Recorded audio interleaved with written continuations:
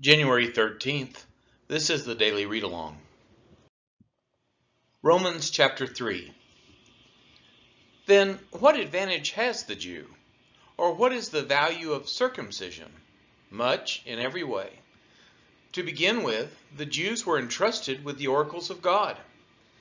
What if some were unfaithful? Does their faithlessness nullify the faithfulness of God? By no means. Let God be true, though every one were a liar, as it is written, that you may be justified in your words and prevail when you are judged. But if our unrighteousness serves to show the righteousness of God, what shall we say?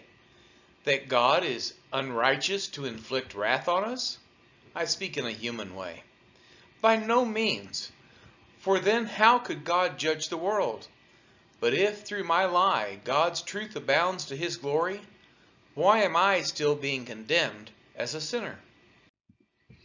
And why not do evil that good may come, as some people slanderously charge us with, saying their condemnation is just? What then? Are we Jews any better off? No, not at all. For we have already charged that all, both Jews and Greeks, are under sin. As it is written, none is righteous, no, not one. No one understands, no one seeks for God.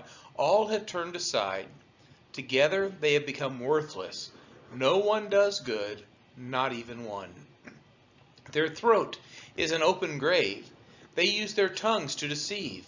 The venom of asps is under their lips. Their mouth is full of curses and bitterness. Their feet are swift to shed blood.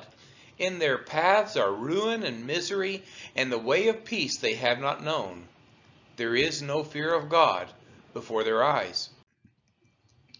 Now we know that whatever the law says, it speaks to those who are under the law, so that every mouth may be stopped, and the whole world may be held accountable to God.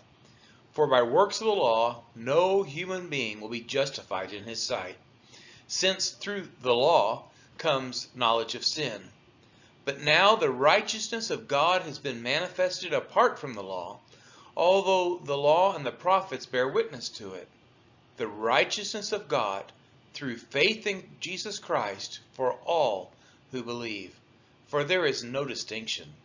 For all have sinned and fall short of the glory of God, and are justified by his grace as a gift, through the redemption that is in Christ Jesus, whom God put forward as a propitiation by his blood, to be received by faith.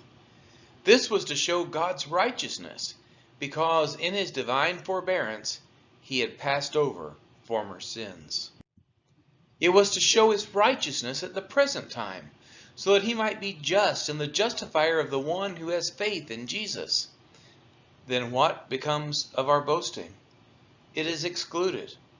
By what kind of law? By a law of works? No, but by the law of faith. For we hold that one is justified by faith, apart from works of the law. Or is God the God of Jews only?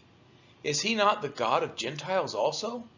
Yes, of Gentiles also, since God is one, who will justify the circumcised by faith and the uncircumcised through faith.